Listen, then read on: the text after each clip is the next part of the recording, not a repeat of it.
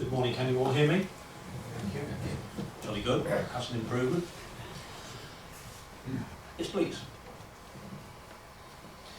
Tangmere was a farmer's field. By the way, how long would you like me to talk? He finished.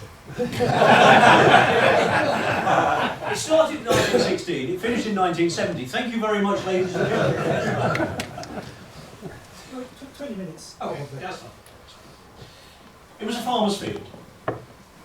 And there was a gentleman, Geoffrey Dorman, was getting up his flying hours, and he was coming from Gosport to Shoreham in November 1916. Stopped off at Shoreham, obviously had a spot of lunch, as one does, probably a glass or two of something, and then the weather begins to close in. And so he says to his oppo, I think we better start making our way back to Gosport. So on the way back, the engine decides it's had enough and he has to look for somewhere to put it down.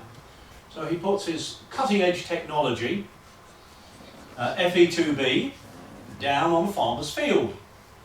Farmer comes out and says, "Hey, what's going on here? This is new. Heard about these things.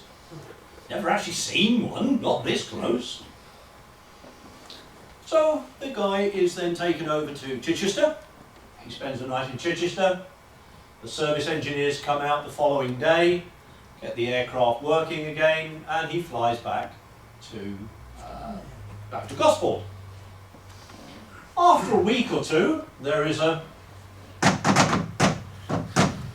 on the farmer's door. It's the War Department. He said, one of our aeroplanes landed on your field a few weeks ago. Yes, says the farmer. Quite excited I was. Do you think we could borrow your field to help the war effort? I don't know. I mean, if any of you are connected with farmers, and I have friends that were farmers retired, you can mutilate them. You can hold their children hostage, but don't touch their land. My God, do not touch their land. So he said, well, how long do you want it for? 6 months? A year? I'll tell you what, we'll call it 18 months. And the farmer thinks, well, okay, yep, that's going to help the war effort, it'll help the lads across in France. You can have it for 18 months. That was in 1916. Do you think he got it back in 18 months? Any ideas? Anybody like to have a guess when they did eventually get it back? 1970. So the moral of the story is, if the War Department, or whatever they want to call themselves these days, decides they want to borrow some of your land, be very careful. Tangmere was originally set up for the Royal Flying Corps, and it was being used by the Americans. Any of you connected with America? Any of you Americans? Any of you have friends, relations that live in America? As usual, the Americans turned up late, and by the time they got to actually fly aircraft out of Tangmere, the war had finished. And they were flying the lovely bombers, the Hadley Page HP 0400s. However, the Americans really didn't want to give up the airfield, and they hung on to it until the 1920s. By 1923, it had grown from just bell tents, a rather mosquito-infested area I should have said, into something that resembles an airfield. The perimeter track, which is here, is still in existence. Unfortunately, all that lot's gone. It's now a housing estate, as your colleague previously mentioned. A lot of these airfields do go back to being houses. We managed to buy it back from the Americans for £18,000. That's the whole of the airfield. You can't buy a piece of land today to build a garage in West Sussex for £18,000, so that was a pretty good deal. 1925, it reopens under the guise of the RAF. Yes, please. Initially, number 1 squadron, number 43 squadron move into the airfield, and they are flying the Siskins. They were the forerunners of what we now understand to be the Red Arrows. They were the RAF's aerobatic team. And what they did in those days, they tied aircraft together. And you can see there, not very well, but possibly you can see there are 3 Siskins from number 43 Squadron with their cabling. They took off in 3s. On some occasions they took off in 5s. And there are a few, and I do mean a few, reports of them taking off in 7s. They would do their aerobatics. They would then obviously break apart and come in and land separately. It was easy to understand why the RAF was known as the finest flying club in the world. A gentleman's club, but flying. Now here is a rather sobering picture. That is a photograph on the left-hand side of some pilots from Tangmere in 1938. 2 years later, 1940, post-Battle of Britain, half of those pilots are dead.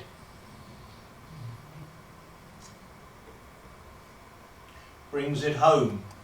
We have quite a lot of school groups, children come round. Last year we had over 800 kiddies.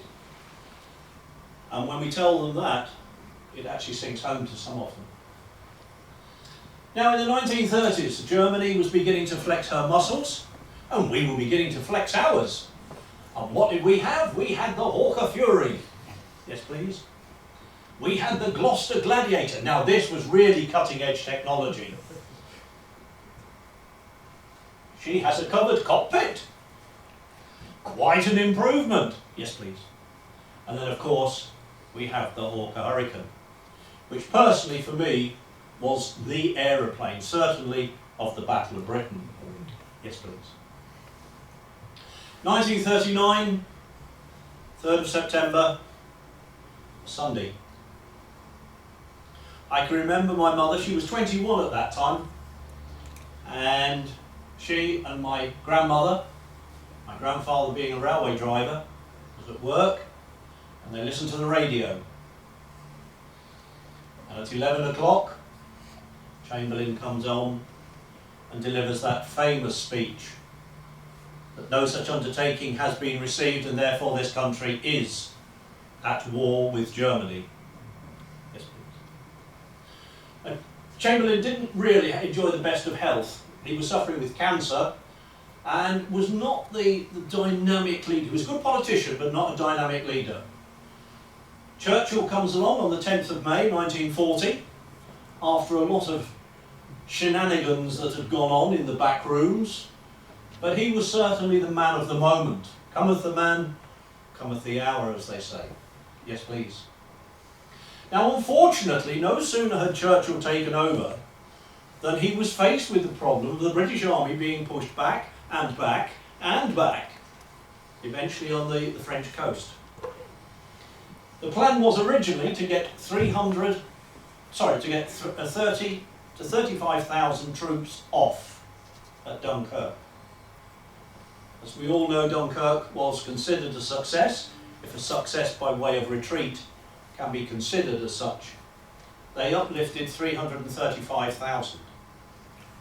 How many of you have heard of Operation Ariel or Operation Cycle?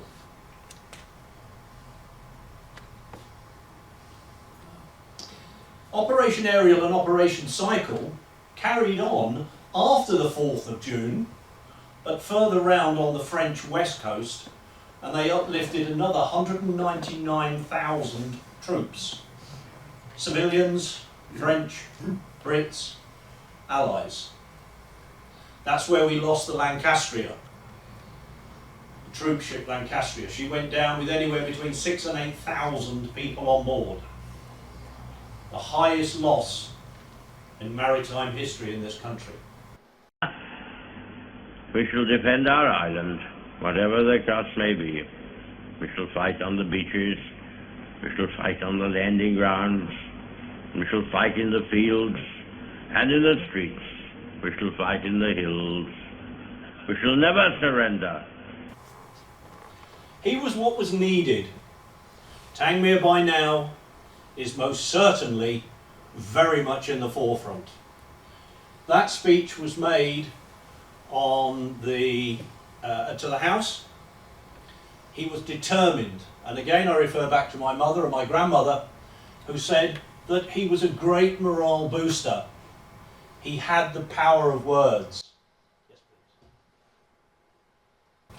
The German operation, Operation Sea Lion, and as you can see, doesn't need a geography teacher, we're just here. We were going to be right in the forefront of any German invasion. Yes, please.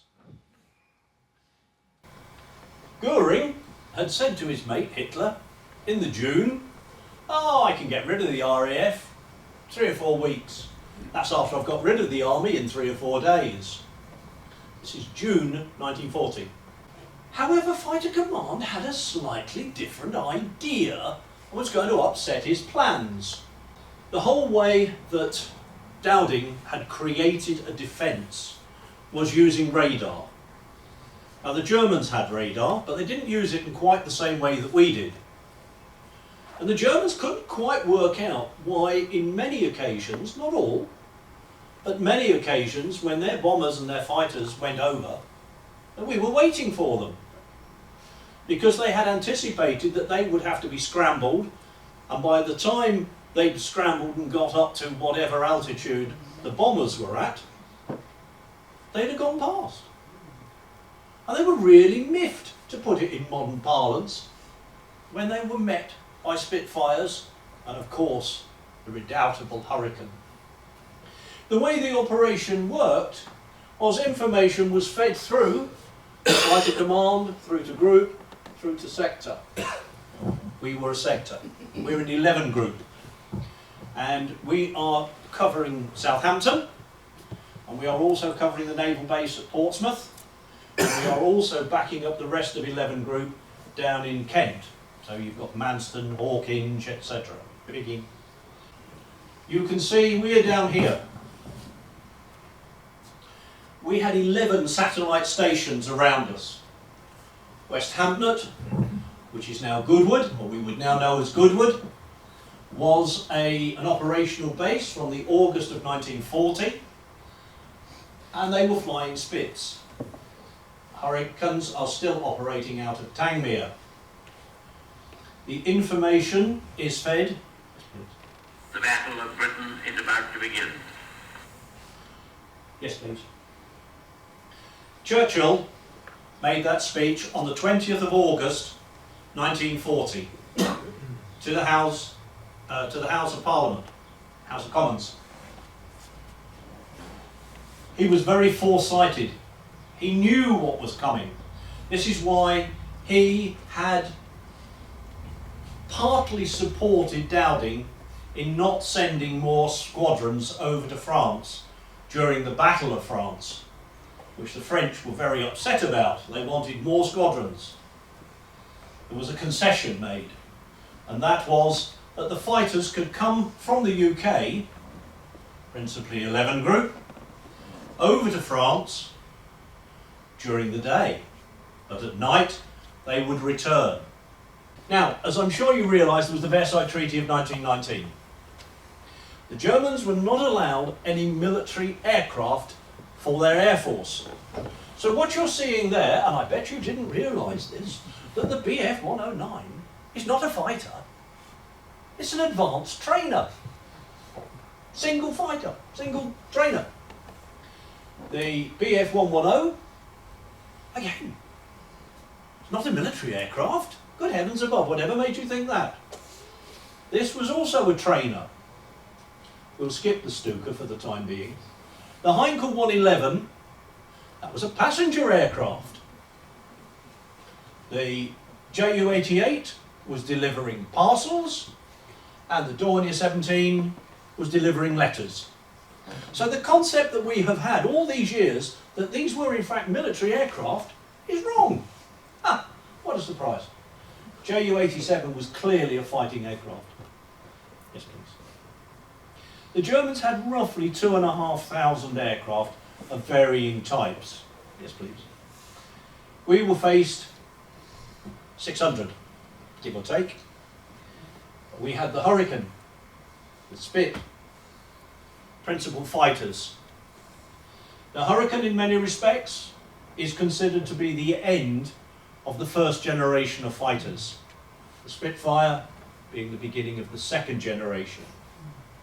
The Hurricane, in its very early forms, up to about the summer of 1939, was wood and finest Irish linen.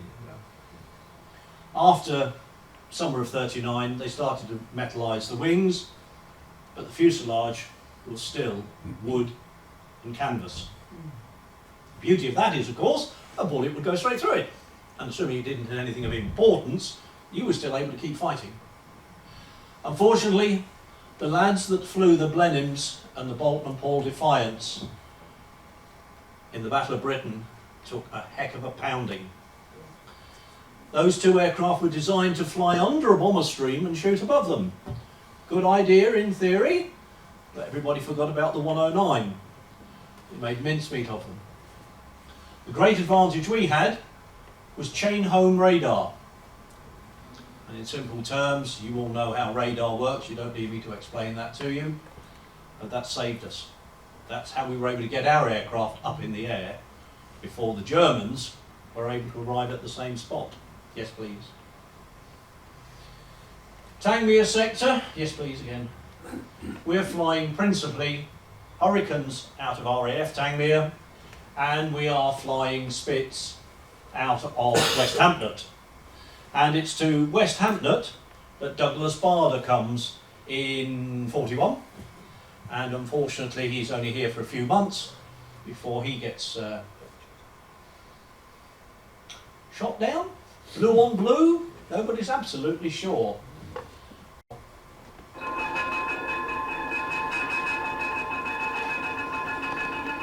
Radar was Dowding's baby. Transmission goes to a young lady, a WAF, working in probably a wooden hut, a little bit smaller than the room we're in now. She feeds that information through to Stanmore. The radar equipment works at a distance, but it's no good when you start getting close to, until they came around with the chain home low. But of course, we had the gentlemen in their Harris tweed jackets and their corduroy trousers, part of the Royal Observer Corps, and they feed their information into Stanmore. Stanmore pass that information up to the powers that be. They were able to see the map. They then in turn give the information down to the group and sector. We have the Tangmere scramble bell. If you care to ring it, you are perfectly at liberty to do so. I don't sure you don't wake up too many of the guides, because we do tend to have a snooze about lunchtime. There are six pilots. Bearing in mind what I said a little earlier, how many of those do you reckon would have come home? All six of them may have done. None of them may have done. It was purely a lottery. Now, this beast, this one was something totally out of almost the annals of imagination. It was designed to go ahead of land troops. It would go in advance of the panzers. Behind the panzers would be the panzer grenadiers in their armoured infantry. Behind that would be the infantry.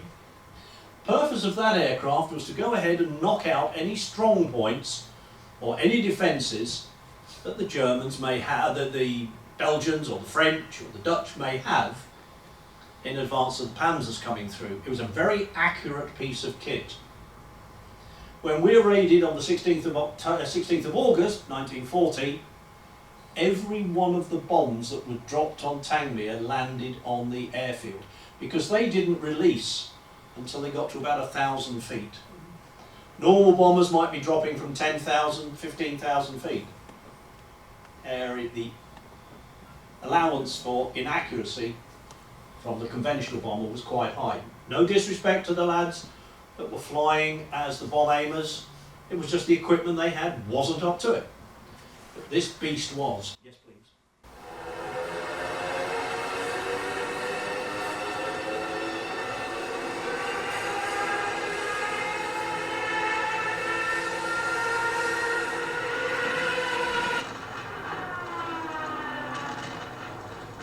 Yes, please.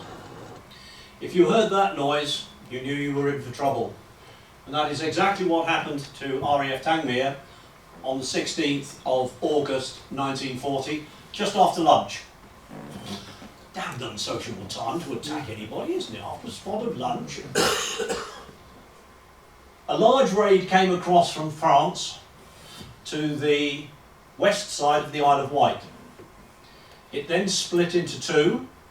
Half of it went off into the West Country, half of it came in our direction. This is at the time when Goering is trying to knock out our airfields. It caused extensive damage. Various reports on numbers, but generally speaking it's about 15 people were killed, one of them being a civilian, because at that time we used to allow the ice cream man. Do you remember the ice cream man that used to come round with the insulated box on the front of his tricycle? They used to allow him on to sell his ice creams outside the NAFI. After the raid, there was no sign of the ice cream man, no sign of the ice cream cart. It was a damn great 30-foot hole. There are very few photographs actually been taken of Tangmere for obvious reasons. We didn't want the extent of the damage getting back to the Germans. Yes, please. Try again, see if the sound... Never in the field of human conflict was so much owed by so many to so few. We've all heard that. Very poignant words. Here we have some people that are quite noted. Dennis Noble. We have his Hurricane at the museum. Young lad, only 20, been flying with the squadron for 3 weeks. His aircraft crashed in Hove. We have his Hurricane. Long story about that, which if you go to the museum we'll tell you about, but as we're on restricted time, I've already overrun. James Brindley Nicholson, the only winner of the Victoria Cross in Fighter Command. Billy Fisk, an American who changed his nationality, and he is now buried in Boxgrove, having died in what is now St Richard's in Chichester. Douglas Bader was really nothing to do with Tangmere during the Battle of Britain. He was based out of Duxford. As I've said, our friend Goering decided that he was going to beat the British into submission. Within a couple of weeks he was going to beat the RAF. Well, we get to the 15th of September, bearing in mind the Battle of Britain starts in early July, and he still hasn't achieved it. Weather's beginning to change, and his friend Hitler's beginning to get a little bit concerned. So right, 15th of September, we'll send everything we've got.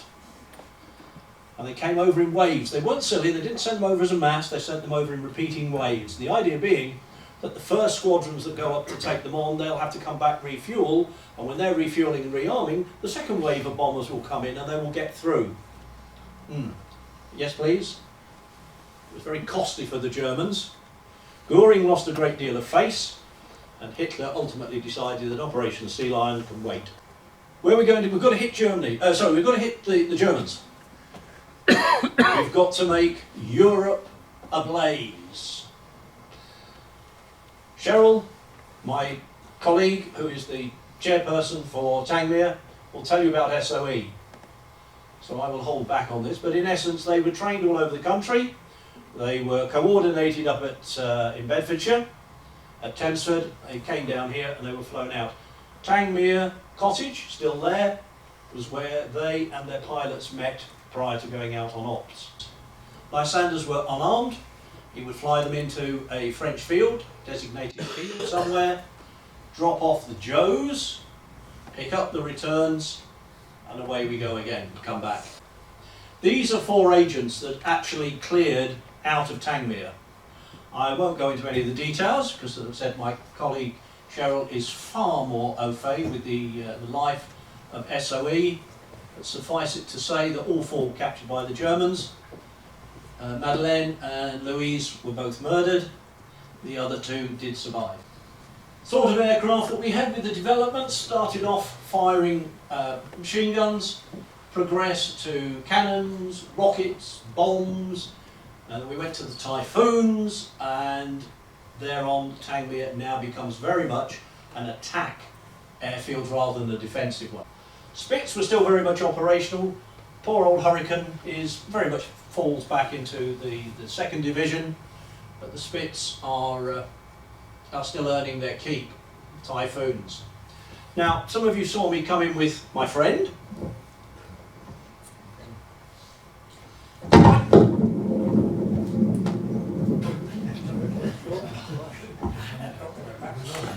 I shouldn't have had that at lunchtime. We're firing these 303s, Spitfires, Hurricanes, during the Battle of Britain. Germans are firing back with these 7.92. The 109 has 60 of those 20mm cannon. This is 1940s. By the time we get to 1944, Typhoons have 8 of these. The Germans really didn't like the Typhoon, and particularly if you happen to be based in Falaise at the time, quite a lot of them came unstuck. Peace comes 8th of May. Of course, the war is still going on out in the Far East. We mustn't forget the Far East. All too often, we forget about the lads that were fighting out with the Japanese. But as far as the war in Europe is concerned, it's over. Yes, please. So, what's going to happen to Tangmere now? Well, we have some Mosquito squadrons, we have some Hunters, we have some Meteors. But we are really winding down. Cold War is big, yes please. And we leave in June 58, Fighter Command leaves. The airfield isn't actually totally done away with, but during this period we are very keen on making sure that getting our aircraft going faster and faster. And the gentleman, we have his actual aircraft, that Meteor, Donaldson. He managed to fly that aircraft at 616 miles an hour. Typical RAF officer, I always think. Handlebar moustache, cheerful smile, tally-ho Jacks. And what they did, this is done between, roughly between Angmering and Littlehampton. They had a caravan painted red and white. They had some barrage balloons at a given distance. They had a similar setup. He was flying at 100 feet, flies past the barrage balloons. They start the clock, which starts the clock at the other end. When he passes the other end, they switch the clock off, and he has to do this 2 or 3 times, both ways, so you get an average. Neville Duke, with his red Hunter. We have that Hunter, that very Hunter, and he was our president for a number of years. He managed to take the speed limit up to 727 in 1953. We have various involvements with navigational equipment, people learning to fly their gliders, air sea rescue, and of course our present king, part of his flying experience was done from RAF Tangmere. Sad day, 16th of October 1970. Single Spitfire flies over, the ensign is brought down, and that is the end of it. The cat is put out, milk is cancelled, and the field is then put on. The control tower still remains. If you fancy a wander across, it's nothing to do with us, but we do work very closely with the Tangmere Control Tower Trust, and we're trying to get that, they are trying to get that restored. So that might be something that you will be interested in. I've actually been fortunate enough to go inside it, and by God, it's a hell of a mess inside. Mind you, there's some graffiti in there that I found quite interesting. Please, next one. If you do ever see anything, please do offer a support to the Tangmere Tower guys. They could do with it. Over there, and this is something that I find very personal to me, not because I knew anybody on the aircraft, but I find anybody that donates, gives, loses their lives for the cause of freedom needs to be remembered. Across there, very close to the tower, a Halifax came back from a bombing mission, very badly shot up. They believed the pilot was already dead, or if not mortally wounded. They made 7 passes to get into the field, didn't make it, came in, nearly took out the control tower and crashed into a hangar, blew the hangar up. Everybody on board was killed. Yes, please. Tangmere Military Aviation Museum was started up really with 2 or 3 people. I've got some bits for Spitfire, you've got some bits for Hurricane. Where can we show them off? And it slowly got bigger and bigger.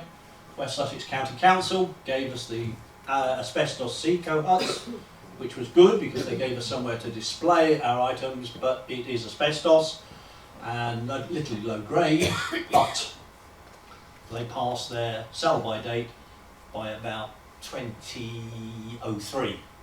So we're in the process of looking how we can develop the museum. That's how we took it over on the far left. That is the inside of the Tangmere Hall in the middle, and that is what you will see today. We are staffed with about 160 some odd people on strength, only one of whom is paid. Everybody else are volunteers, myself included. We, and I will read this because I make sure that I get it right, the museum exists to promote awareness of the United Kingdom's and other nations' military aviation heritage and to educate present and future generations in military aviation. Tangmere does this by exhibiting the history of aircraft and personnel involved in military aviation with preference to RAF Tangmere, obviously. Those are the aircraft that you will be able to see. If any of you actually want to try flying the simulators, I'm not too sure what the status on the Lightning simulator is at the moment. It's very temperamental.